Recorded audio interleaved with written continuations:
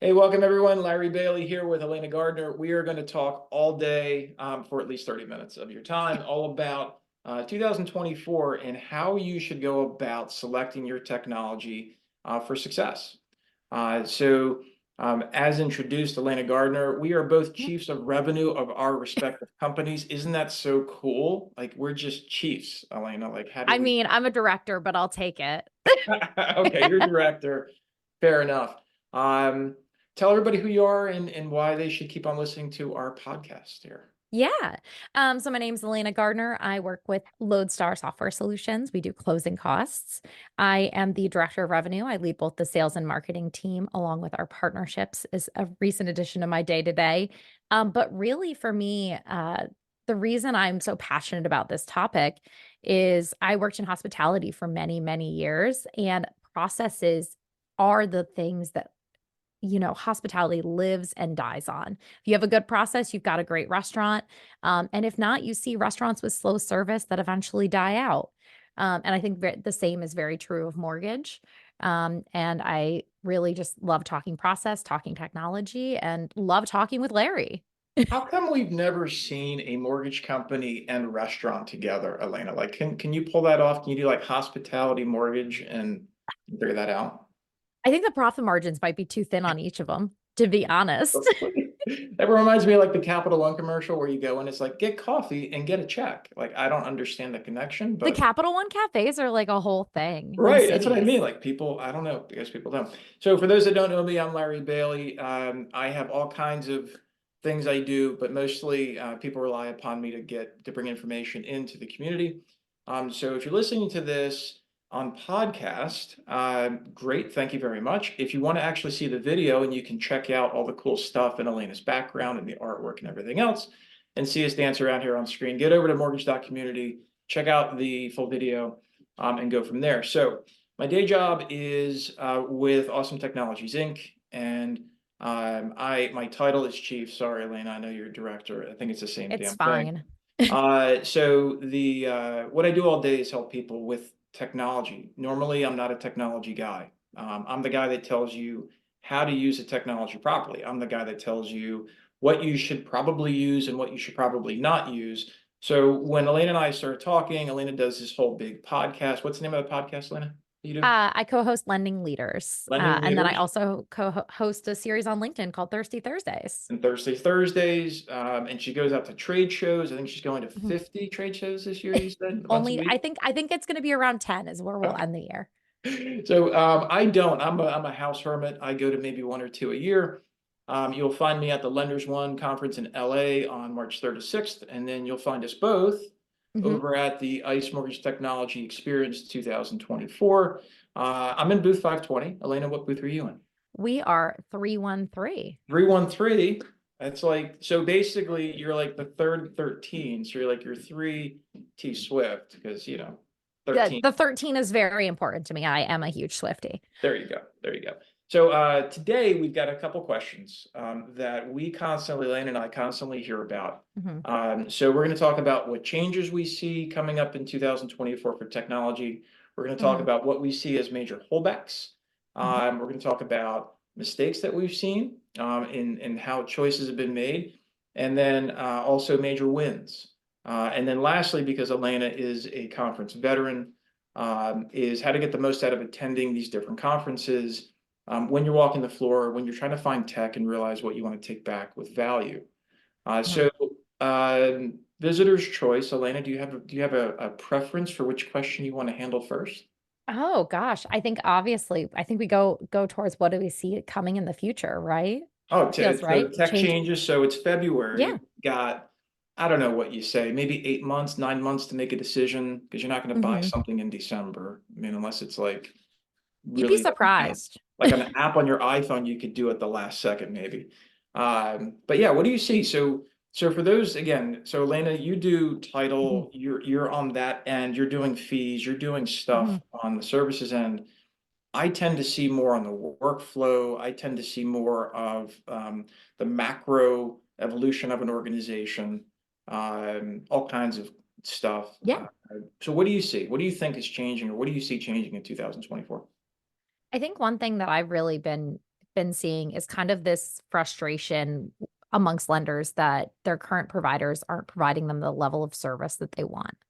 That's been something that we've had a lot of people come to us for, and that maybe be just because we're known for service, right? Like that is what we pride ourselves on. But I think also lenders are looking for true partners in technology, right? Technology is such a huge piece of your business now, and there's no way of avoiding it.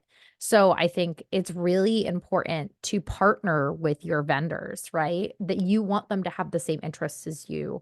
You want them to want your business to grow in the right ways, right?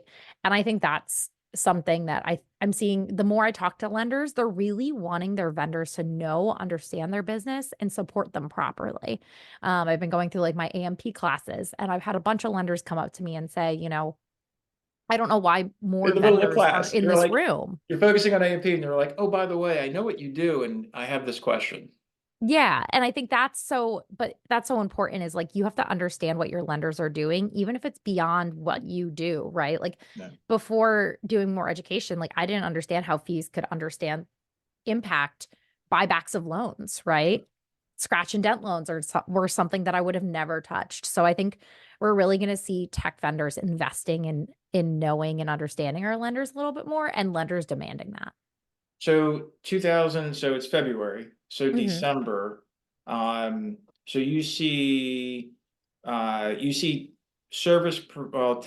technology providers expanding scope of support. Like, is that kind of where you think you're going to see I the think biggest change? lenders are demanding it. Okay, okay. I think we're going to see lenders start to call on their vendors and hold them more accountable.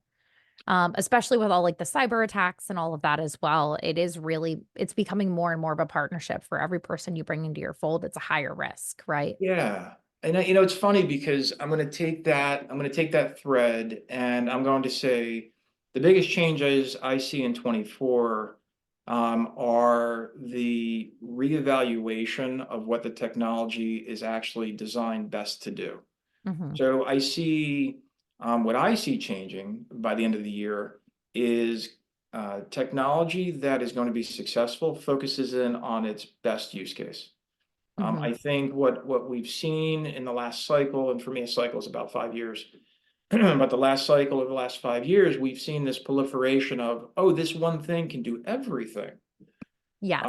Right? I mean, and now, like a POS, it can do everything. It's an app, it's this, you can do all these things that it really wasn't designed to do. Or in the case of maybe a fees provider, because that's your end, they can do all these other services, but by the way, your fees aren't really that solid, or your Hmm. workflow, your support, your service isn't that solid. And I see that with ATI, Awesome Technologies Inc. Hmm. I see it as a macro.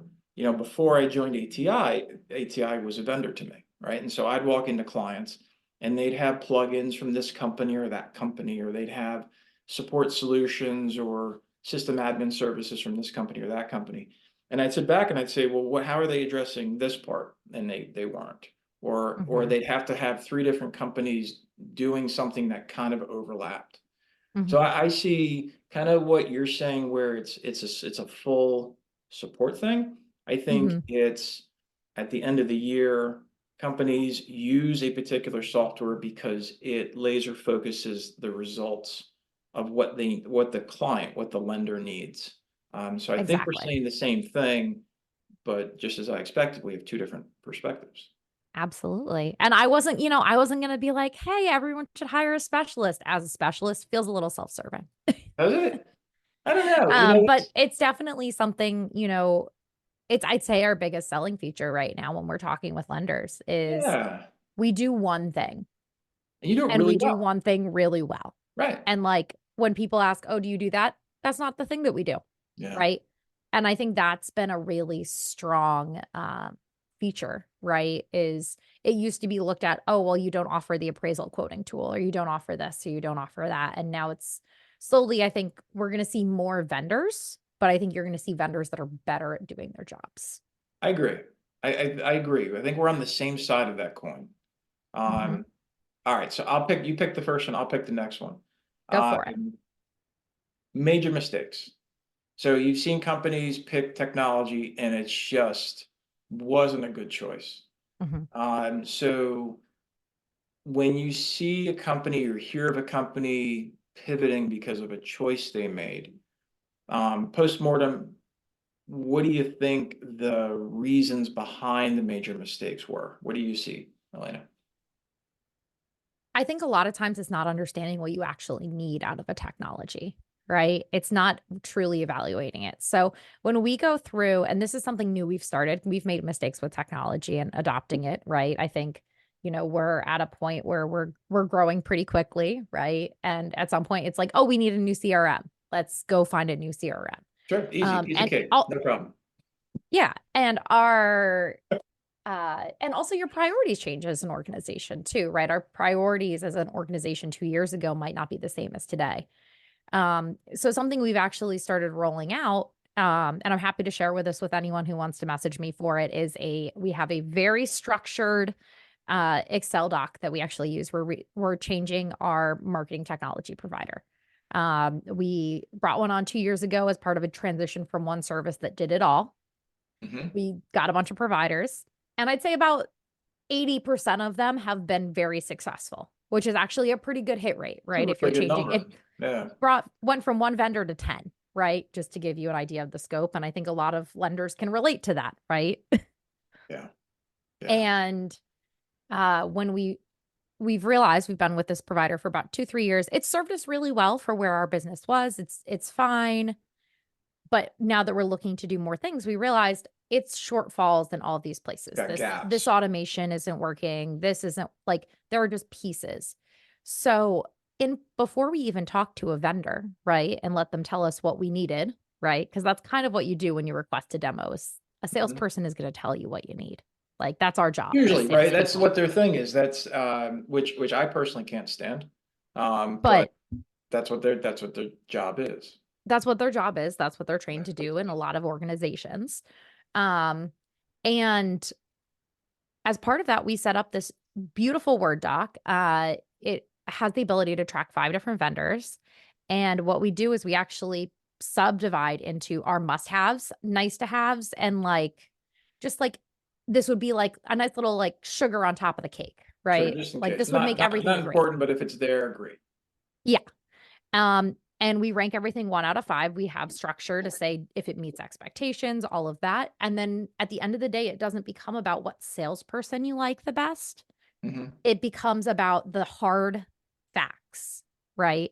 And we each individually, each team member filled it out. We filled it out together and saying, like, are we in agreement that this is a 4? Like, does this actually meet the expectations as we need it to? How Or long should has it be this a whole 5 thing or a 3? taken? Like when you went through that, obviously, I'm imagining the average person listening says, "Wow, that's a great fairy tale story. That is so awesome, Elena. You guys are really great. Yeah, my company's never going to do that. I can't even get Johnny or Sally to like return an email on time. Like, how am I going to get everybody to get We together?" so when we did it, we actually scheduled 15 minutes after every demo for the whole as part of a demo, right? If we had a 30 Okay, or 45-minute demo, we spent the 15 minutes afterwards. We immediately hopped on a call and filled it out together, gotcha. All right. right? So forced attendance, forced compliance. Love it. That's how you got. Exactly. All right. It's like 15 minutes after the call, we're all going to go together and say, there's 15 questions. We can answer 15 questions on how we feel of that technology met our needs, right? And it does help, right? My team is 3 people. That's Sure. a lot less than a team of 15. But also, you shouldn't be evaluating technology with a team of 15 people So when you went a lot through of that, times. and you went through like this is, there's a couple of people, business people I follow, and one of them constantly says it only takes one person to make a decision. So when you went through that checklist, you went through and Mhm. you had 3 people and you're filling out the sheets. Ultimately, was it one person for you that made a decision? No, Okay, absolutely not.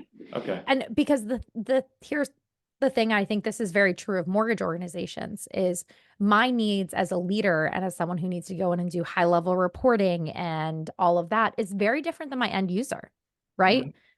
And so you need that end user feedback that's going to be working in this product every day to say, does this work for me? And if you exclude them completely, you're not going to see adoption. Yeah. And that's your real issue. If you make a mistake and you choose the wrong technology, your adoption will plummet. And then you've spent a lot of money for no reason. So one of the things I heard you say repeatedly in that process, that I think I've found a lot of companies that make mistakes in the choice is A, they don't actually know what they really need, right? Mhm. So you actually went through and you found out what you really need. I tend to do, I'll go in and do these workflow reviews. Did one a couple of weeks ago for a company in New York, going out to, after Lenders One conference, going out to a Mhm. place in California. They use totally different LOS platforms. One in New York uses Encompass, the one in California uses Byte. Mhm. And so to me, it's technology agnostic. When I look at the major mistakes of choice, what I constantly find is somebody, it wasn't like they liked somebody, but it wasn't a comprehensive conversation about what is the software really going to do to solve the thing that we need it to do. Yes. So for us recently, I was using, like, we all use Outlook every day. Like everybody Mhm. pretty much uses Outlook. Maybe some companies use Google, whatever. We're a Uh, Google place. yeah, your Google Place, cool, totally awesome. So there's a new email provider out there. I use Basecamp for our client-facing project Mhm. management. 37 Signals owns Basecamp. They came out with a new email platform called Hey, that I used personally for a little bit. And I'm like, oh, let's move this over. And I evaluated the reasons why, for all the structure. One of the things that, and I just pivoted back to going back to using Outlook. We never left Office 365. It was just an email client change. And one of Mhm. the things that I discovered, that I don't know if I'd call it major mistake of choice, but the one thing that sometimes I feel companies can't really foresee is the stress, right? So Mhm. Alayna, you mentioned earlier, like it took you 3 years to hit your stress point. And you Yeah. can see where whatever you chose just doesn't work anymore. For me, it took about 90 days. Yeah, And that's it, great. and it was good. And the reason why we hit our stress was because we went basically like 2 or 3x in email volume. Yeah. And that's not what that platform is really successful at managing yet. And it's probably my fault more than the software's fault. But Mhm. anyway, it was a choice. So um do you see, so just kind of dovetailing this over in Mhm. when, from what you see from your perspective, especially when you're talking to other folks, and they're like, oh, we chose this, but we have to switch. Um, have you found that people actually learn their lesson and change their behavior in terms of how they're looking for their next solution? Or do they fall back into what they've always known and they're like, okay, well, that was a good stab, but you know what? It didn't go the way I want. So I'm just going to kind of go back and be comfortable. And I know it's not the best, but at least it's something I'm comfortable with. Have you seen? Yeah, I mean, I think one of our biggest sticking points when we're talking with lenders is kind of this, they've been burned before, and now Sure. we have to rebuild that trust It's hard, completely. right? It's It's really hard, really hard. especially with what we do. Everyone's saying they do the same thing, Yeah. right? Like that is, it's just a fact. Like if you look at one provider, all of us are going to say that we do the same thing. Um, but I think an important thing is one, the references piece is huge for lenders, but also I think industry reputation is really important. Yeah. Like it's not just who we provide as references, but like ask around, ask your industry buddies, have they heard about this technology? The mortgage industry is very small. It's like that big. It's like that. Like My Zoom thing is, but yeah, it's it's so like tiny, tiny. tiny, tiny, tiny. And so even if like if you're in an operations role and you have friends with another operations role, and I'm going to actually kind of tearing us a little bit towards attending conferences and finding tech here. But Sure. if you've attended one trade show a year, you have friends that do similar jobs, or you should. That's one of the biggest things you should get out of attending conferences is regardless of vendor, you should find a lender that is doing a similar size business, has a similar job title, and you can be friends with, right? Because You can always connect, right? I mean, I know it's tough. Listen, LinkedIn is pretty much the only thing that's out there that might connect us all somehow casually. It's one of the reasons why I created mortgage community is to get out of the algorithm of yep. trying to find people that do the same thing. But Elena, you started going to these A and B courses. I know Mhm. those that participate in MBA. There's also other ways to connect. Obviously, there's a ton of Mhm. MBA conferences, but to your point of finding other people that do what you do, even if it's a different kind of organization, whether it's a bank or credit union or an IMB. Fact is that they probably, I'm guessing this is where you're leading, but they're probably needing some kind of similar technology. And well, what have you tried and how did it work out? So that's Exactly. another good technique, right? It's another good policy to follow up on. Yeah. And I think, the other thing you can do is maybe you're saying, well, I'm kind of new. I don't have those connections yet. Sure. If you have a vendor you really like, ask them. Yeah. Like, if you have a existing vendor relationship, ask them about a new company. Ask them if they've heard about them, what their reputation is. Trust me, all of us vendors, we know each other. We know their reputations. We know how they're treating their clients. And there are certain situations where you won't get a fully straight answer. Sure. But it's definitely one of those things that you will get information from your existing vendors because we do want to be helpful, right? It's a tough Um, balance. You so want to. I don't know if you've ever had this, but I'm like somebody asked me a question and I'm like, well, who are you working with in that solution right now? And if they're working with somebody, I'm like, well, how's it going? Like, what, how can I help you answer more questions? These kinds of things. And for me, it's a hard line sometimes because I know whatever it is that they're using is just not where they need to be based upon their company. And I try to not come, Mhm. I don't know if you found this, but going back to the whole sales thing, in presenting information, I'm like the worst salesman, like ever, like even though it's in my title, because I just literally, like, if it's not for you, we're not going to talk. Like, I'm going to tell you, go somewhere else or do something else, or, But because I don't want it to be a bad fit. Well, and I think that's also important though, is you should be looking for those salespeople. Is this is actually something I train my team on. And something one of my employees said to me when we were hiring a new salesperson. He's like, we're What a is it? weird company. How so? What? Uh, Why are you weird? is how are we weird? Is if you come to me and you're a lender doing business in a single state, and maybe you have the volume for LodeStar, right? And you're not doing business in New York, Florida, or maybe Washington State, I'm going to tell you, you don't need us. Okay, It's going to cost me money. It is sure. a bad business decision for me, right? But it's But for the client. for the client, if you're only doing business in Minnesota and that is the only place you're doing business and you're doing a good number of files a month, you don't need LodeStar. You might need our free version, right? You might want to Sure. maybe look at that so you can use it in states where you're not familiar with for quoting. But a lot of times, if you're not doing business in multiple states, we'll tell you no. See, We'll I say think this that's isn't going to serve important. you. So if you go through again, this is so we're really talking about how you evaluate new technology. I ask this question a lot when I'm working with clients, and they're like, "Can you build this?" Right? So ATI can Hmm. build and almost anything. Can you build this? And I'm like, "Well, why do you need it?" And they say, "Oh, well, we need it to do this thing." And I'm like, "Well, what are you going to do if you don't have it? Like, why don't you need it?" And Hmm. so, I think that's an important question. If you can come up to anybody that you meet, if you're out at a conference or you're talking to somebody, I think it would be a great question. What do you think about this, Elena? Like, if you just include in your questions, like, why don't we need you? I mean, honestly, I was just thinking that. I was like, if someone Right? asked me that, I would have an answer for them, Right. I right? have an answer too. Yeah. I would have a very specific use case. And I would say in these situations, you don't need a fee provider, Yeah. right? Like, because there are situations in which it's just the cost of the solution is not worth these time savings because you don't have enough volume. I think that's a great question. I think we need to add on there, like on the client questionnaire, like, why don't you need us? And see Yeah. what they say.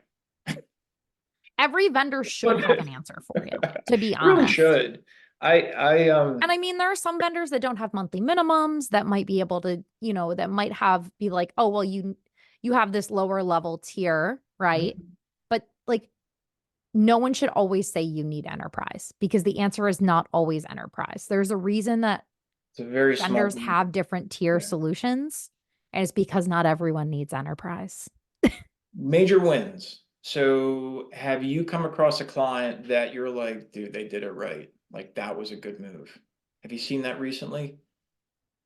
Can I say every client that signs with us? No, that's very terrible. I Sorry, you opened me up for it. I had to say it. Honestly, I think the ones that take their time in evaluating their tech stacks and actually are taking it in a very serious format and realizing that the amount of energy you put into preparing for a tech change is the amount that you're going to get out of it afterwards. Yeah. And I mean, that's not to say that you should overanalyze to an extreme because I think that can happen. But at the same time, if you're looking for a technology, like I was talking with a lender yesterday, um, and they're potentially looking for a new POS platform. They're just not happy with their current solution. They were explaining why they weren't happy with it. And they just, Yeah. honestly, they thought it was too big of a bazooka for what they Right. were trying to do, Yeah. right? It They were goes like, we back don't to need all these my things. opening comments. It's doing everything, but it's not really doing what they really need somehow. Yeah. Right. And I think to me, the major wins are when you realize that a piece of technology is too big for you or just isn't serving you, right? I can And see that. the major win becomes when you realize that and you're able to look at your tech stack and solve for that, right? Is like, yeah, you're going to take some things away maybe from your LOs and you'll have someone kick and scream, but you can't please everyone, right? You're all especially with technology. And I think that's really important to recognize. And I think for me, the biggest win is I've seen lenders really start to prioritize their tech stacks in a way they haven't before. It's kind of always been this thing that you kind of have to have. And now it's more of a thing that you get to have and you get to showcase and you get to use it as a recruitment tool for LOs. And I think that's been a major win for just the industry at large. I agree. I'm going to follow that and say, yeah, I would say the biggest win I've seen, or the biggest wins I've seen, are companies unwinding. Again, I think we're saying the same thing, just different words, but unwinding tech they no longer need or workflows that they no longer have a need for. Hmm. Obviously, with proliferation of jobs getting created, from 18 to 21-ish, people were just kind of grabbing whatever, Hmm. buying whatever. Just new branch comes on, they say they need the world. You got the world. New branch, go on. You're going to make us $1 billion. Hmm. And then now in 2024, I watch client after client. I was talking to one overnight where I said to them, I said, send me. I want you to go to your accounting. This is the president of the company. So please go to your accounting team and have them pull all the invoices for everything that you sent to a third party tech company in 2023. So let's review Hmm. it. We don't know what we're going to find, like legitimately don't know Exactly. what we're going to find. And so, like, to me, that's a big win for, the biggest win I think is education. Hmm. I want to kind of round this up into education is making companies aware and decision makers aware of what's possible. One of the biggest things I advocate for is leveraging the crap out of everything you already own, Absolutely. before going to buy something new, or something else. It's amazing to me on how many times people don't realize what they already have can do the job just fine, just fine. You should if you are an owner of a vendor relationship, you should be asking your vendor at least once a year. If they don't have a session, it's actually one of the things at LodeStar at the end of this month. We're having our first ever roadmap meeting that we're inviting clients and prospects to. Cool. If you look on our page, I believe it's the 24th. I haven't February, changed my calendar. Our 28th of February, yeah. 28th of February. Um, is, you know, we realized we weren't doing a good enough job of sharing our product updates to our clients, right? It's a hard thing to do as a vendor, right? Sure. Because you just make an update for, Larry's mortgage company, all of a sudden needs quick claim deeds, and we're like, oh, that's an That's easy a add. Let's just fictitious add it. thing, by the way. I don't own a mortgage company. Just don't Sorry. get confused. ABC Mortgage Company, sorry. Um, but we will go ahead and add those things for one-offs for clients. And then we realize, oh, everyone could use this. And we roll it out and then we never tell anyone. And I think that Right. happens for a lot of vendors too. I did that So last week. We updated one of our tools, because I had to do an enhancement for a particular client, and we're horrible, at letting it's a everybody else know who knows it. Like, hey, by the way, this thing just happened. In case you didn't notice, this new updates out there. So I so subscribe to instead that of problem. well, yeah, and then you end up and then you have the opposite end where you have your Encompass service updates that come out once a week or your LOS service updates that feel like so much that you can't even handle it, right? So it's a lot of maintenance, right? And it's a lot of work as a lender. But you should be asking your vendors, especially your third party ones, and say, hey, are there any new services you want to tell me about? Are there any once a year? And that's also something, you know, as we go to attending conferences and finding tech, I think when you attend these trade shows, I'm going to use ICE as the example because ICE is a huge show. I think there's a good portion of the industry that attends it. Um, Larry's coming out of his hidey hole to come to a Yes, conference. you're going to be able to see me once a year. I'll be there. And if you're going to be there, by the way, quick plug, make sure if you have time, stay for the wrap-up show. We've got Mhm. room for, I think, 10 more people-ish. And go over to Mortgage Community to the wrap-up event page to RSVP if you want to join. So yes, it's a great time. Mhm. Alayna, you said you're going to be there at booth 313. 313. I'm going to be there at booth 520. And so it would be awesome if somebody walked up to either one of us in that show and they said, "Why don't I need you?" I would love that, Right? That honestly. would be so cool. I want to give that sales pitch, please.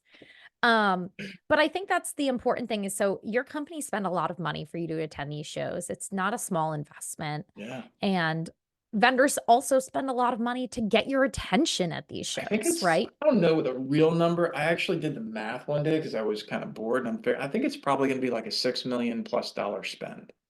Like Mhm. everybody. Like, Absolutely. And I think for me, one of the biggest things I would encourage you is whenever you're going to a show, comb through the agenda, make sure you hard block the sessions that are non-negotiables for you. That's something that I do is there's always a couple sessions. I am very invested in chasing knowledge is how I yeah, have it listed on my LinkedIn. I always try and attend at least 1 to 2 sessions. Sometimes some shows it's less productive than others. Just because a lot of times, for example, at IMBA, I'd already been to some of the sessions because they had done them at MBA. yeah. For example. So like sometimes there are duplicates. So just, maybe that isn't the topic for you. Um, but I always say hard block a couple sessions and then also block time to walk the exhibit hall when it's not happy hour. Like, yes, Yeah. do it during happy hour. It's a good time to make your rounds and make your rounds around the show. And it's also happy hour is a good time to scope out what vendors you might want to talk to, right? So make a list of the vendors that maybe you don't want to take meetings with, but you just have a curiosity as to what they do, or it might be something you need. I can't tell you the number of lenders that walk up and to our booth and say, "Oh, I just didn't realize you guys existed." Sure. Right? Which is And that's a great reason to be at the show because that's how you get to make connections. exactly. And so realizing, and I would also before a show make a note of what you need. What are you looking for at a show That from a is technology standpoint? Ask your teams and say, "Hey, what tech do you want me to find for right. you at the show?"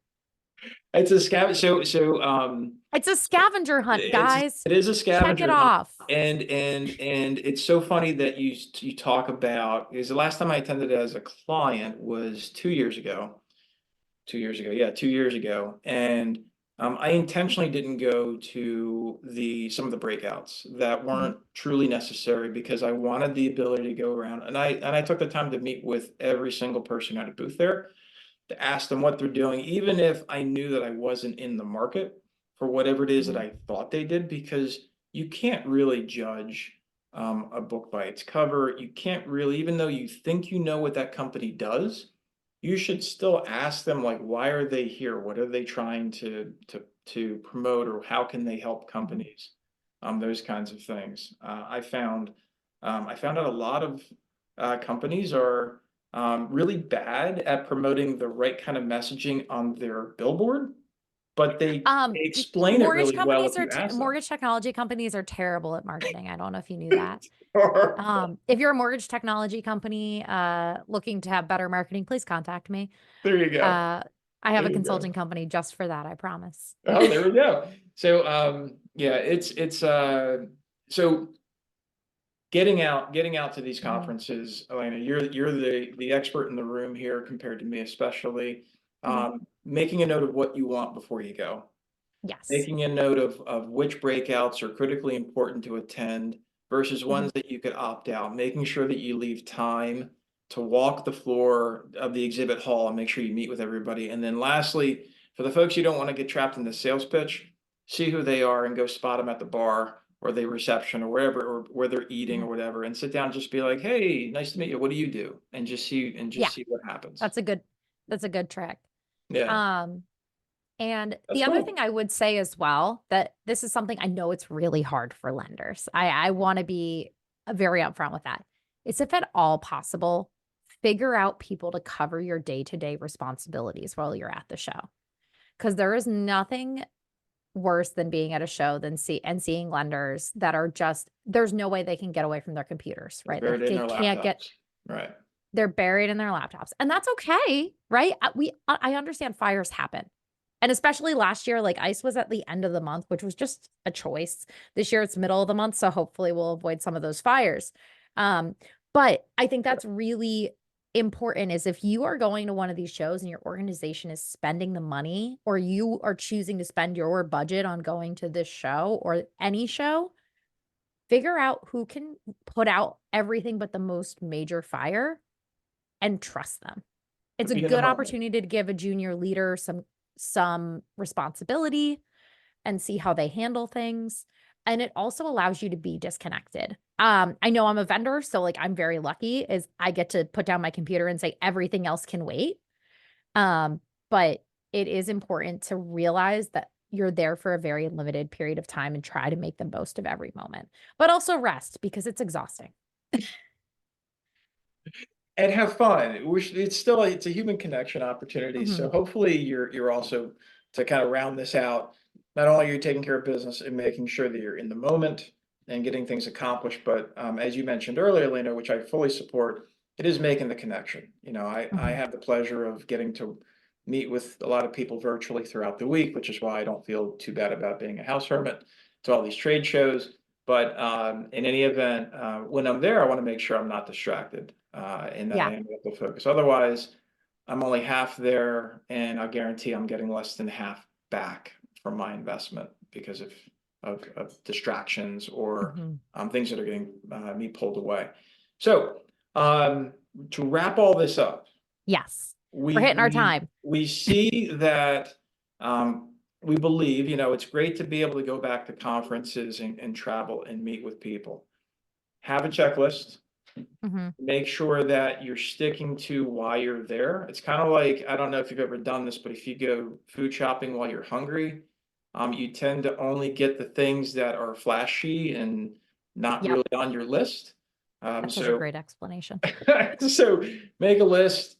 Um, and I love it. And I love your comment about when you go up asking about how the vendor or the technology provider is not a good fit. You know, I love that question. And I would definitely add that to the top of your list.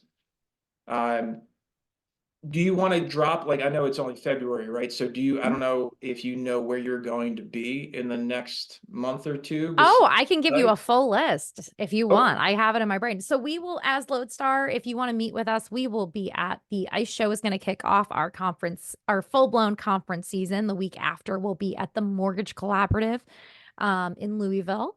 And then our next show will be the Great Rivers Show, which is in Memphis, Tennessee. sweet. I have one that I'm not quite sure about. And then we'll be at the Encino user group as well in, I believe, May. I think Nice. that's all of them.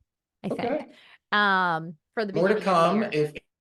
If anybody wants to find out more information, do they go to your website or do they just Yeah, call, so drop you over can at go your to house, or what do LodeStar, they do? trustthefeeexperts.com Nice. is LodeStar's website. You can also find us. We're very active on LinkedIn. I'm very active on LinkedIn. If you like mortgage memes, we post a lot of them. We Do also have they a are weekly fun. comic strip. So we produce a lot of content. So check us out for closing costs or just, because you like fun content. And if you happen to be at the ICE show, we will have our booth, which is LodeStar Has You Covered, for all things from tolerance cures to conference blisters. So we will have all sorts of toiletry items, including liquid IV, ibuprofen, as well as some snacks and just really anything else you might need to survive the show. Deodorant was a big hit last year. So if you forget something, we might have it at our booth. I love it. I love it. All kinds of reasons. And it is true. I know I remember seeing that last year. So So we're kudos. doing some minor improvements, but it Yeah. was such a hit last year that we couldn't take it away from people. Phenomenal, phenomenal. For those that want to come over and ask me why you don't need me to help you, you can find Mhm. me at the Lenders One conference, March 3rd to 6th, and you can find me at the ICE Mortgage Technology and the wrap-up show the week of the 18th to the 21st of March. Beyond that, I have no idea. I have no idea where I'm going to be except on the internet. I know I'll be out there somewhere. I'm always going to plug out the mortgage doc community because LinkedIn is Mhm. great. You can always find us there. But I honestly, I do most of my conversations and content postings, updates happening on mortgage doc community. You talked about ICE. Mhm. This year, the good news is the official word from ICE, if you use Encompass, is the next big release is happening on March 9th into testing environments. And fortunately, it's not going to be till April 6th for production. So that gives us all a big chance to get home, get past all these conferences, and get ready for Yes. the next big thing. So if you're ever looking for a full walkthrough, head over to mortgage.community and check out any of the walkthroughs I do for all these major releases because it is a lot. It is a lot to Mhm. really know what's going on. Alayna, thank you for doing this today. This has been My super fun. pleasure. And I would say yes, whoever does your comics and ever does your memes, Yeah. two thumbs up. That stuff is great. Oh, my team is wonderful. Tim Austin does the comic. He actually will we if you will be at the ice show and you like our comic strip, we will have prints and we will be signing them on Tuesday, I believe, afternoon. We're finalizing the time, so keep an eye out for that. So we'll have prints That for is, people to take home free. And you can give Tim your ideas for the comic strip because we love hearing from lenders because you have the best stories. and there you go. So we're going to wrap this up. Thanks very much Mhm. for listening. Find out if Elena does what she says she's going to do at the conferences. You have to go up and check it out. And for me, you can find me online. I'm just really, this is how big I am. I'm not really this tall in person. So have a great Perfect. rest of your day. Thanks for coming, everybody. Take care. Bye.